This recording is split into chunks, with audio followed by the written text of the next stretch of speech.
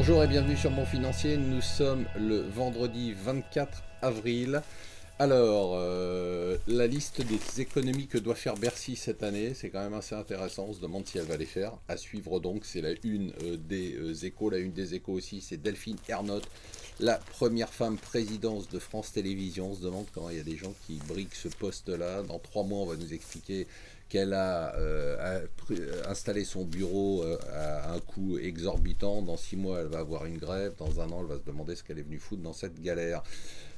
Pour le Financial Times, la hausse du dollar pèse bien évidemment sur les résultats des entreprises américaines, ce qui n'empêche pas le Nasdaq d'avoir battu hier son record de 2000. Ben oui, son record de 2000. Nous sommes retournés à l'an 2000 et malgré ça, personne ne s'inquiète puisque tant qu'il y a de l'argent gratuit sur les marchés, on peut aller encore très loin. Hier, c'était les chiffres du chômage de l'Espagne.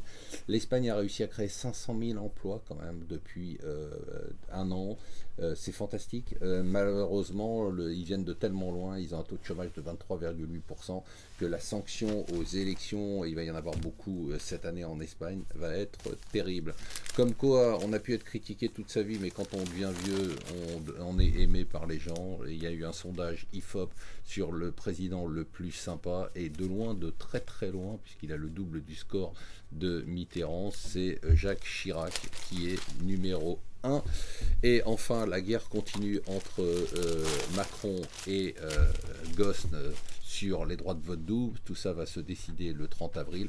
L'autre nouvelle du jour, c'est bien évidemment le énième jour J pour la Grèce. Réunion des ministres de la zone euro, des ministres des Finances de la zone euro aujourd'hui pour décider si oui ou non on sauve la Grèce. Encore une fois, voilà, restez avec nous sur Mon Financier.